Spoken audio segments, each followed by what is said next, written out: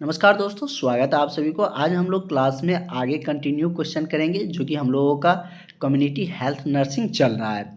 तो इससे पहले हम लोग लगभग 142 क्वेश्चन कर चुके हैं। आज उससे आगे का क्वेश्चन करेंगे इस पीडीएफ से। इससे पहले भी आप लोगों को एक पीडीएफ से हमने लगभग 50 क्वेश्चन के अराउंड करवाए हुए हैं।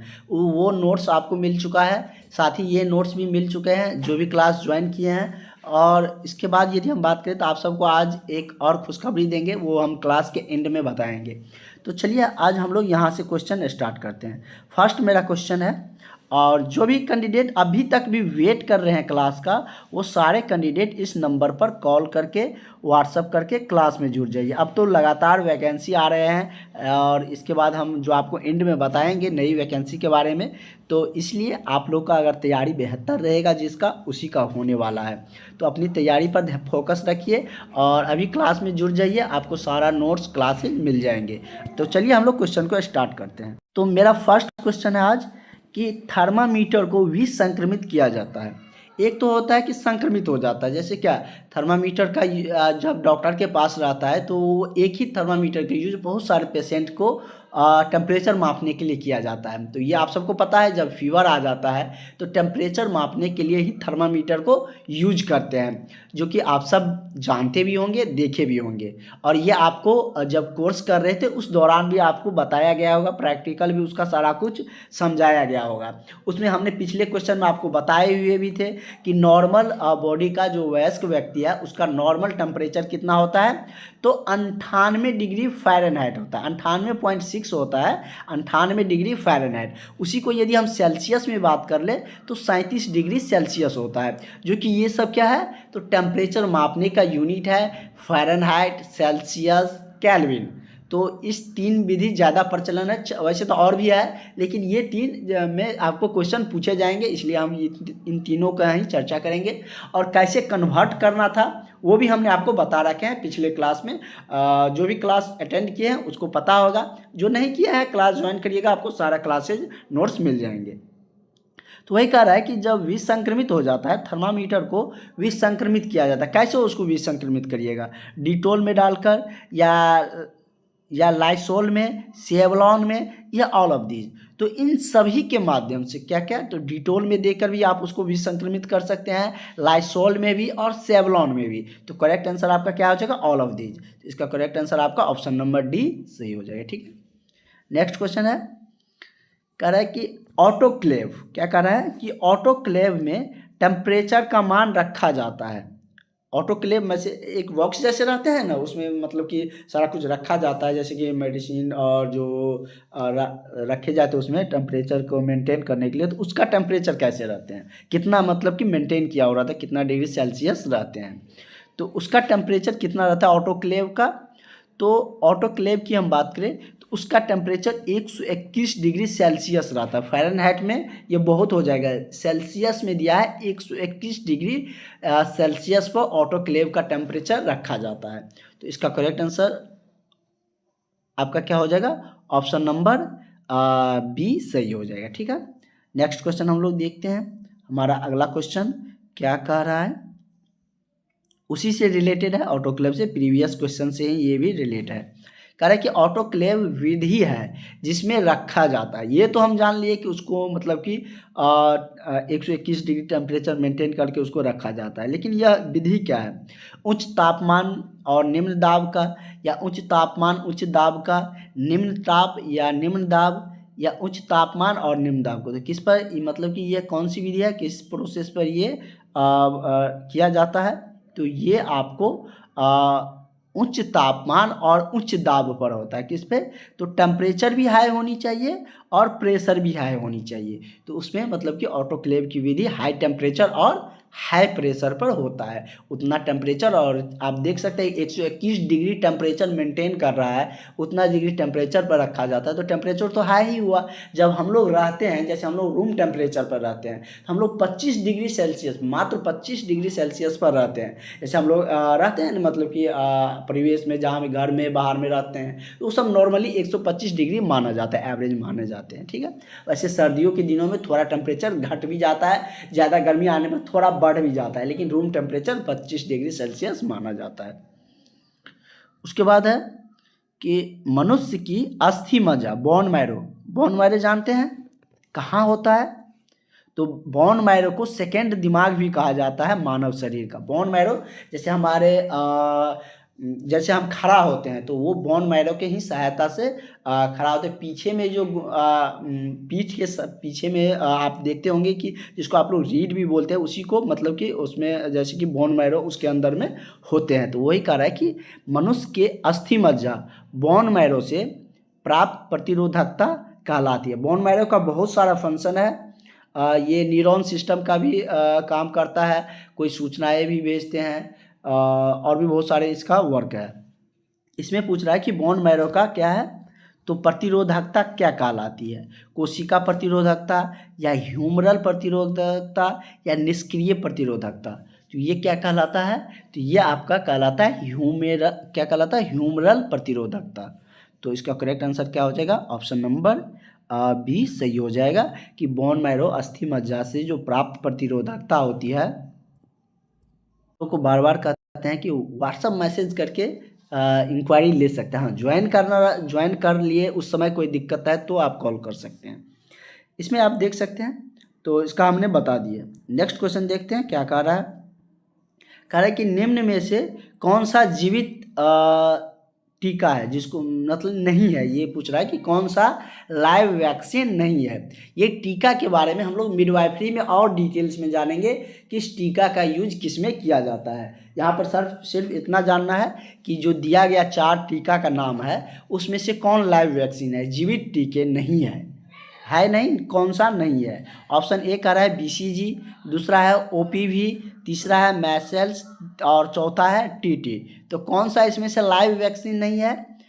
तो इसमें से आपका TT जो है वो मतलब कि लाइव वैक्सीन जीवित टीका नहीं है। BCG, OPV, मैसेल्स ये सब क्या है? लाइव वैक्सीन है। तो करेक्ट आंसर आपका क्या हो जाएगा? ऑप्शन नंबर डी हो जाएगा। आपसे पूछ रहा था इनमें से कौन लाइव वैक्सीन नहीं है। ठीक है, नेक्स्ट क्वेश्चन हम लोग अगला क्वेश्चन है। अगला क्वेश्चन आपका क्या कर रहा है कि गर्भवती के दौरान, कह रहा है कि गर्भवती के दौरान माता से शिशु में मिलने वाली प्रतिरोधकता होती है। कह रहा है कि जब गर्भवती के दौरान, क्योंकि माता से उसमें शिशु में भी बहुत सारा प्रतिरोधकता जाता है, तो वही कह रहा है माता से शिशु में मिलने वाली जो प्रतिरोधकता होती है वो मतलब कि जैसे क्या जैसे कोई बीमारी हो गया या किसी चीज़ से लड़ने के लिए तो वो प्रतिरोधकता चाहिए ना, एंटीबॉडी तो चाहिए। तो वो मतलब कि हमारे शरीर में क्या चीज़ से मिलता है? RBC, WBC या क्या चीज़ से मिलता है? तो वो हमारे शरीर में WBC से मिलता है, मतलब कि श्वेत रक्त कणिका से वो मिलते हैं। तो वही कह रहा है कि गर्भवती के दौरान माता से जो शिशु में मिलने वाली प्रतिरोधकता होती है वो कौन सा होगा? कृत्रिम होगा, कृत्रिम सक्रिय या कृत्रिम निष्क्रिय, प्राकृतिक सक्रिय या प्राकृतिक निष्क्रिय? तो क्या होगा? 2 क्वेश्चन तो आप ऐसे ही एलिमिनेट कर सकते हैं, हटा सकते हैं। कृत्रिम तो होगा नहीं, ये प्रोसेस तो नेचुरली होता है, तो वो तो ऐसा तो है नहीं कि आप या डॉक्टर उसको मतलब कि प्रतिरोधकता देने जाते हैं। तो वो मतलब कि कृत्रिम ही, प्राकृतिक ही होता है, मतलब कि नेचुरली तरीके से होता है हमारे बॉडी के अंदर, वो बॉडी का फिनोमेना के जरिए होते हैं। तो 2 ऑप्शन ऐसे ही चला गया। अब ये सोचना है कि प्राकृतिक सक्रिय होगा या प्राकृतिक निष्क्रिय होगा। तो ये कैसे होता है? तो ये जो प्रतिरोधकता है वो प्राकृतिक निष्क्रिय होता है। कैसा होता है? प्राकृतिक निष्क्रिय होते हैं। ठीक है, तो और ये निष्क्रिय फॉर्म में रहता है जब भी शरीर में कोई भी ऐसा जो आते हैं वायरस या कोई भी कोई चीज़, बैक्टीरिया, ये सब कुछ भी आता है, तो उसके उस समय वो प्रतिरोधकता क्या हो जाता है? एक्टिव मोड में आ जाता है। लेकिन उस समय यदि हम बात करें तो जब ट्रांसफॉर्मेशन हो रहा है, मतलब कि गर्भवती माता से शिशु में जब जा रहे प्रतिरोधकता मिलते हैं, तो उस समय में निष्क्रिय फॉर्म में रहता है, मतलब कि उसको कृत्रिम निष्क्रिय कहा जाता है। तो करेक्ट आंसर आपका ऑप्शन नंबर डी हो जाएगा। ठीक है, नेक्स्ट क्वेश्चन है हमारा। और आप लोग जैसे कि बहुत सारा कैंडिडेट BTSC ANM का इंतज़ार कर रहे हैं, तो आप लोग अपनी तैयारी पर फोकस रखें, जो होना रहेगा वो तो होगा ही। अगला है कि निम्न में से संयुक्त टीके, कंबाइंड वैक्सीन जो है उसका उदाहरण कौन नहीं है? मतलब कंबाइंड मतलब क्या? कि एक से अधिक टीका उसमें मिला हुआ है, एक से अधिक मतलब कि टीकों को मिलाकर, वैक्सीन को मिलाकर बनाया गया है, तो वही उसी को क्या कहते हैं, संयुक्त टीके या कंबाइंड वैक्सीन। टीटी डीपीटी मतलब इसमें तो 3 टीके को मिलाकर बनाया जाता है, तो ये तो होगा नहीं। आपसे पूछ रहा है कि कौन कंबाइंड वैक्सीन नहीं है, तो ये होगा नहीं फर्स्ट ऑफ ऑल, ठीक है। सेकेंड ऑप्शन की तरफ हम लोग बढ़ते हैं। अगला ऑप्शन है डीटी, ये भी 2 टीके से मिलकर बना है। बीसीजी सिंगल टीका है। बीसीजी क्या है, तो संयुक्त कंबाइंड टीका का उदाहरण नहीं है। तो करेक्ट आंसर आपका क्या हो जाएगा, आपका ऑप्शन नंबर सी इसका करेक्ट आंसर हो जाएगा, ठीक है। तो नेक्स्ट क्वेश्चन हम लोग देखते हैं, अगला क्वेश्चन हमारा क्या कह रहा है। अगला क्वेश्चन है कि निम्न में से कौन सा रोग हड्डी तोड़ बुखार मतलब कि ब्रेक बॉर्न फीवर के नाम से जाना जाता है। मलेरिया, डेंगू, रेबीज या सभी। एक कहता है ना, जैसे आप लोग सुने भी होंगे, हड्डी तोड़ बुखार आ गया, मतलब कि उसका नाम ही है कि हड्डी तोड़ बुखार, ब्रेक बॉर्न फीवर। तो ये क्या होते हैं, ये कैसे होते हैं, तो ये डेंगू जब मच्छर काटते हैं, डेंगू मच्छर, तो डेंगू जब हो जाता है तो उसमें जो फीवर आता है वो मतलब कि उसी को हड्डी तोड़ बुखार से भी जाना जाता है। मतलब कि पूरा जो बोन है उसमें पेन होने लगता है, इसलिए उसको क्या कहा जाता है, तो हड्डी तोड़ बुखार कहे जाते हैं। इसमें प्लेटलेट भी क्या होने लगता है, कम होने लगते हैं। अगला है, ये क्वेश्चन बड़ा है तो उससे देखकर घबराइएगा बिल्कुल भी नहीं। कह रहा है कि उसका जो क्वेश्चन देखने में बड़ा रहेगा ना, उसका आंसर बहुत सीधा सा और बहुत सरल होता है। कह रहे यदि एड्स से पीड़ित व्यक्ति है, कोई व्यक्ति यदि एड्स से पीड़ित है तो जिसका उपचार नर्स द्वारा किया जाता है। यदि कोई आप लोग ड्यूटी आवर में है, कोई एड्स से पीड़ित व्यक्ति आते हैं, अगर आपको उपचार करना है, उसी में वही कह रहा है कि यदि उसे उपचार नर्स द्वारा किया जाता है तो इस दौरान नर्स की कौन सी सावधानी बरतनी चाहिए, क्योंकि वो वायरस जनित जो रोग है, हमने आपको बता रखे हैं कि बहुत सारे रोग क्या है, वायरस मतलब कि संक्रमित रोग है। संक्रमण वायरस और भी बहुत सारी चीज़ों से फैलता है। संक्रमण मतलब क्या, अगर नर्स मतलब बिना सावधानी का अगर वो ट्रीटमेंट करते हैं, उपचार करते हैं, तो उसमें भी फैल सकता है, इसलिए वहाँ पे सावधानी बरतने की ज़रूरत होते हैं। कुछ साल पहले जो कोरोना वायरस आया था वो भी संक्रमित बीमारी थे, वो भी एक से दूसरे में फैलता है। जैसे छोटी माता स्मॉल पॉक्स हमारे इंडिया में जो होते थे पहले, अब तो वो उन्मूलन हो चुका है, समाप्त हो चुका है लगभग। तो वो भी क्या था,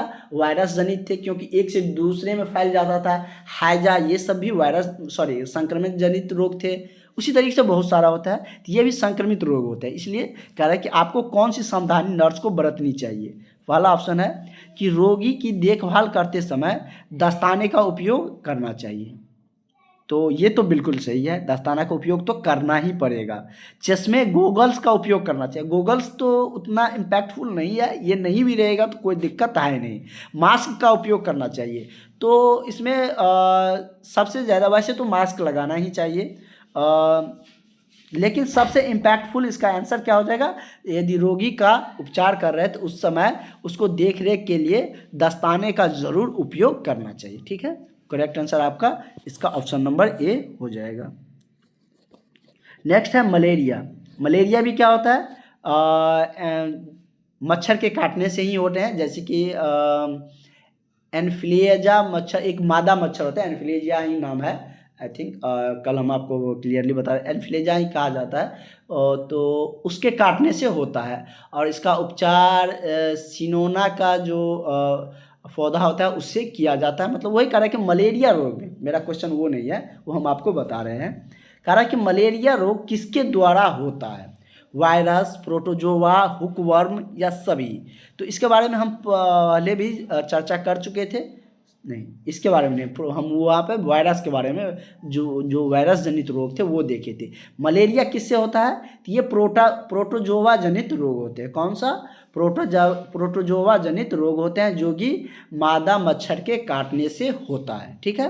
करेक्ट आंसर क्या हो जाएगा आपका ऑप्शन नंबर क्या हो जाएगा, बी हो जाएगा। जैसे क्या मादा मच्छर, जैसे ब्लड, आपको पता है कि मच्छर क्या करता है, हमारे शरीर से ब्लड लेते हैं। अगर उस दौरान लार्वा हमारे शरीर में चला जाता है तो उसी से क्या होता है, तो मलेरिया होने लगती है, ठीक है।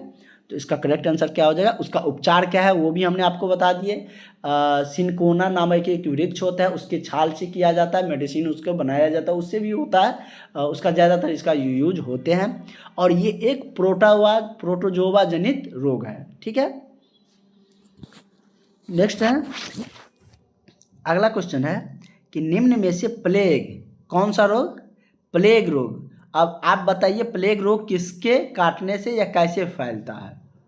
तो प्लेग रोग आई थिंक चूहे से फैलता है। किससे फैलता है? तो प्लेग रोग चूहा के माध्यम से। जैसे राइबिज, राइबिज क्या होता है? तो कुत्ते के काटने से होते हैं, जिसका अभी तक वैक्सीन भी उतना इम्पैक्टफुल वैक्सीन अवेलेबल भी नहीं है। तो वो कुत्ता के काटने से होते हैं। मच्छर से काटने से कौन कौन से बीमारी होते हैं वो भी हम लोग जान चुके हैं। उसके बाद प्लेग आया, प्लेग चूहे से फैलते हैं जनरली। तो वही कह रहा है कि निम्न में से प्लेग रोग की सबसे घातक अवस्था कौन सा होता है? ये तो समझ गए किससे फैलता है, लेकिन उसमें सबसे घातक अवस्था किसको माना जाता है? तो उसका सबसे घातक अवस्था की बात करें तो वो है निमोनियो प्लेग। कौन सा? ये तीनों टाइप प्लेग का ही टाइप है। ये तीन जो बीमारी यहाँ पर दिया गया है, ब्यूबोनिक प्लेग, सेप्टिसिमिक प्लेग या न्यूमोनिक प्लेग। तो न्यूमोनिक जो प्लेग होते हैं वो सबसे घातक प्लेग होता है। ठीक है, तो करेक्ट आंसर आपका ऑप्शन नंबर सी सही हो जाएगा। नेक्स्ट क्वेश्चन है, और जैसे हम आपको जो बता रहे थे, बोल रहे थे आपको एक खुशखबरी बताएंगे। तो रेलवे में आप लोगों का जैसे बहाली आ रहे हैं, कुछ दिन में इसका फॉर्म अप्लाई शुरू हो जाएंगे। उसमें आप लोग फॉर्म फिल कर सकते हैं और उसके ज़रिए आप लोग स्वास्थ्य विभाग जो भी आपके पास डिग्री रहेंगे उस पर जा सकते हैं। कुछ समय वर्क करने के बाद अगर अलग से बहाली आते हैं तो उसमें जैसे यदि हम बात करें तो उसमें जो ड्यूटी मतलब उसमें जॉब करते रहते हैं तो एक्स सर्विस मैन के तौर पे उसमें अलग से पोस्ट निकाला जाता है उस कैटेगरी का, और उसका कट ऑफ बहुत कम रहता है, उसमें आसानी से हो जाता है। तो इसलिए इस वैकेंसी में भी आप लोगों को फॉर्म अप्लाई करना है। उसके सारा इन्फॉर्मेशन सारे कुछ हम आपको बताएंगे, आपको क्लास के ग्रुप के माध्यम से सारा चीज़ पता चल जाएगा। ठीक है, अगला है कि निम्न में से टेटनस में कौन सी अवस्था देखने को मिलती है? टेटनस तो आप लोग जानते होंगे, कह रहे हैं उसमें कौन सी अवस्था देखने को मिलती है? पहला ऑप्शन आपका दिया गया है कि लॉजा रेसियस सैंडोनियस या ऑपिस्टोनियस पोजीशन या ऑल ऑफ दीज। तो ये तीनों उसी का अवस्था है, टेटनस का ही अवस्था है। तो इसका क्या हो जाएगा correct answer? All of these, option number D सही हो जाएगा। नेक्स्ट क्वेश्चन क्या कह रहा है? अगला क्वेश्चन है कि निम्न में से वाहक जनित रोग क्या है? वाहक मतलब क्या? एक में से दूसरे में फैलना। यहाँ पर अगर आपको संक्रमण भी लिखा रहता कि निम्न में से कौन सा संक्रमण जनित रोग है तो आप लोग कंफ्यूज बिल्कुल भी नहीं करिएगा। संक्रमण जनित रखे या वाहक जनित रखे, किसी भी तरीके से क्वेश्चन घुमा के पूछेगा आप उसको बताकर आ सकते हैं, क्योंकि हम उस तरीके से आपको बताते हैं। क्योंकि बीटीएससी में कुछ स्टूडेंट इसी में कंफ्यूज कर गए थे, क्योंकि कुछ घुमा के एक टर्म पूछ दिया था तो वहाँ पर दिक्कत आ गए थे। इसलिए सारे चीज़ हम आपको बताते हुए चल रहे हैं और आपको एग्ज़ाम में ये सब दिक्कतें नहीं आनी चाहिए। कह रहा है कि निम्न में से कौन वाहक जनित रोग है, मतलब एक से दूसरे में फैलने वाला रोग है? इसमें देख लीजिए, पीलिया, टेटनस, हैजा, कालाजार। तो आपको क्या लगता है कौन इसमें से फैलने वाला रोग है, एक से दूसरे में फैलता है? तो इसमें यदि हम बात करें तो ऑप्शन इसका दो सही हो सकता है, हैजा भी एक से दूसरे में फैलता है। तो यही आप करेक्ट कर सकते हैं। ठीक है, नेक्स्ट क्वेश्चन है आपका। अगला क्वेश्चन कह रहा है कि परिवार नियोजन कार्यक्रम का उद्देश्य नहीं है।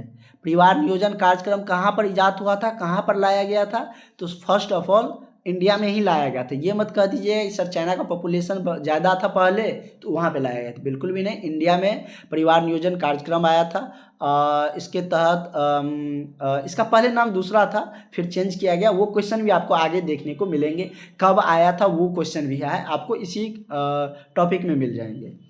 कह रहा है कि इसमें से उसका क्या उद्देश्य नहीं है, किस उद्देश्य से चलाया गया था ये आपको तो पता होगा, तो नहीं पता है तो इसमें पता चल जाएगा, वैसे सबको पता रहता है। इसमें है कि फर्स्ट ऑप्शन प्रजनन प्रजनन स्वास्थ्य को बढ़ावा देने के लिए, मतलब कि प्रजनन को बढ़ावा देने के लिए प्रजनन दर भी रह सकता है, या बच्चों के मध्य 3 साल का अंतराल होने के लिए, या रोग निरोधक सावधानों को यहाँ पे प्रिंटिंग मिस्टेक है, मतलब कि रोग निरोधक साधनों यहाँ पे क्या हो जाएगा, रोग निरोधक साधनों को का जो उपयोग है उसको बढ़ाने के लिए। तो किस उद्देश्य से ये लाया गया था, ये योजना परिवार नियोजन कार्यक्रम जो चलाया गया था, तो ये सब तो उसका उद्देश्य ही है, मतलब इसका ये भी उद्देश्य था प्रजनन को जो भी सिस्टमेटिक जो स्वास्थ्य है उस दर से उसको बढ़ावा होना चाहिए, और क्या बच्चे के मध्य जो 3 ईयर का अंतराल है वो भी मेंटेन होनी चाहिए। उसके बाद गर्भ निरोधक साधनों को बढ़ावा देने के लिए भी किया गया था। तो इसका करेक्ट आंसर क्या हो जाएगा, ऑप्शन नंबर डी हो जाएगा, इनमें से कोई नहीं, क्योंकि आपसे पूछ रहा था कि कौन सा उसका उद्देश्य नहीं था।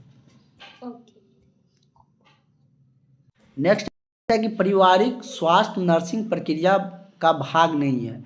इनमें से कौन पारिवारिक स्वास्थ्य नर्सिंग प्रक्रिया का भाग नहीं है, उसका अंक नहीं है। आकलन करना, योजना, नर्सिंग निदान, नियंत्रण, ये क्वेश्चन दूसरे टाइप से इससे पहले भी करवाए हुए हैं, वहाँ पर भी था ये, लेकिन उसमें था कि कौन उसका भाग है। यहाँ पर पूछ रहा है कि पारिवारिक स्वास्थ्य नर्सिंग प्रक्रिया का भाग नहीं है। आकलन करना, योजना, नर्सिंग निदान, ये सब तो उसका भाग ही है, नियंत्रण उसका भाग नहीं है। तो करेक्ट आंसर क्या हो जाएगा आपका, ऑप्शन नंबर डी सही हो जाएगा। ठीक है, इसके बाद यदि हम बात करें तो और कुछ क्वेश्चन देख लेते हैं।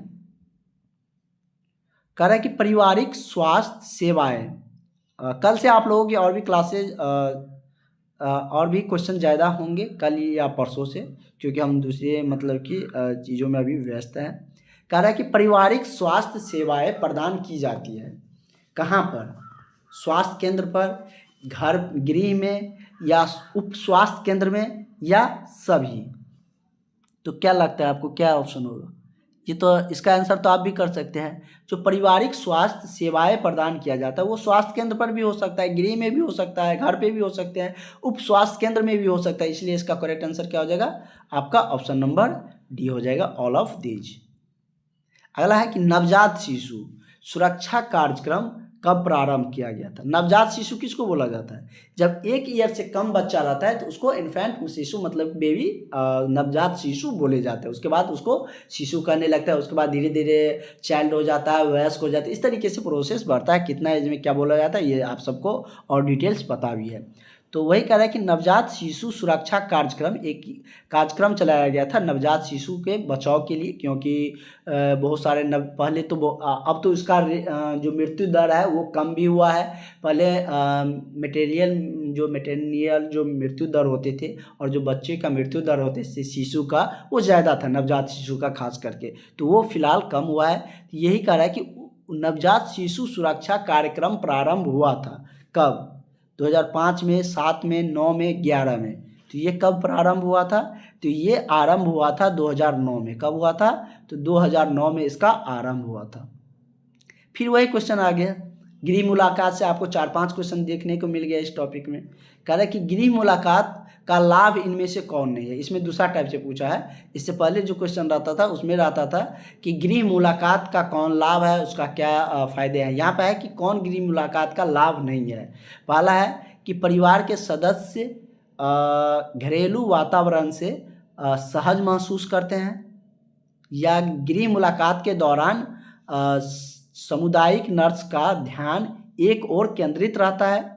और ये भी ठीक है, क्योंकि गृह मुलाकात में जाएंगे तो मतलब क्या उसी के घर पे केंद्रित रहेंगे, तो ये भी दोनों तो सही है। तीसरा ऑप्शन कह रहा है कि गृह मुलाकात के दौरान नर्स को कई बार इंतज़ार करना पड़ता है,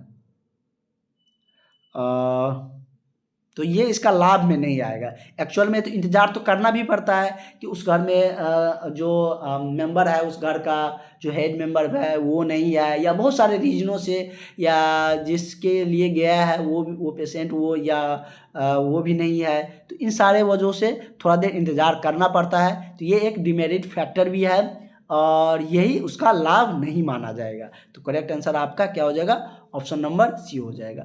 इस टॉपिक से कुछ इजी क्वेश्चन आपको देखने को मिल रहे हैं, तो इस टॉपिक से ज़्यादा क्वेश्चन भी हम लोग करेंगे, क्योंकि ज़्यादा क्वेश्चन पूछा भी जाता है। इसके बाद मिडवाइफरी से तो हम लोग कुछ क्वेश्चन किए भी है, और इस टॉपिक के बाद दूसरा नया टॉपिक स्टार्ट होंगे, उसके बाद फिर से मिडवाइफरी पे हम लोग आएंगे। तो और हम लोग आगे क्वेश्चन कल के क्लास में करेंगे। Thank you.